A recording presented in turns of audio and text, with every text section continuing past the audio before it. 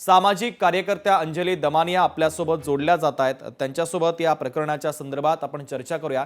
अंजलीताई, स्वागत आहे। तब्बल 82 दिवसांनंतर पोलिसांना या प्रकरणात जाग येत असल्याचं पाहायला मिळतंय।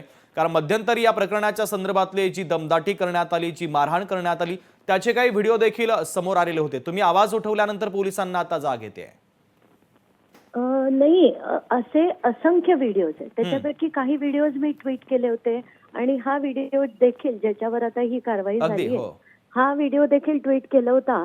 आणि त्याच्यावर इतका सगळ्या माध्यमांनी पण आवाज उचलल्यानंतर, कारण त्या कैलाश फडचे आपण अनेक व्हिडिओज दाखवले, कसे गोळीबार करायचे, कसा त्यांचा अक्षरशः छोटूसा मुलगा आहे पण त्याची सुद्धा दादागिरी किती मोठ्या प्रमाणावर चालायची ते आपण सगळं दाखवल्यानंतर इतक्या दिवसानंतर ही कारवाई झाली आहे। पण त्याचं कधी का होईना, म्हणजे एक चांगला ऑफिसर जर आला तर तो काय करू शकतो हे आज आपल्याला दिसतंय।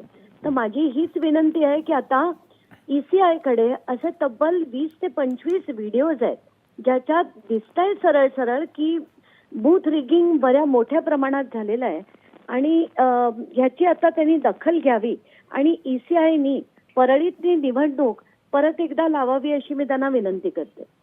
अगदी अंजलीताई, महत्त्वाची प्रतिक्रिया या प्रकरणाच्या संदर्भातली तुमची पोहोचलेली आहे। तुम्ही लोकशाही मराठी सोबत संवाद साधला त्याबद्दल धन्यवाद। लोकशाही मराठी ऐका, पहा, जागरूक रहा।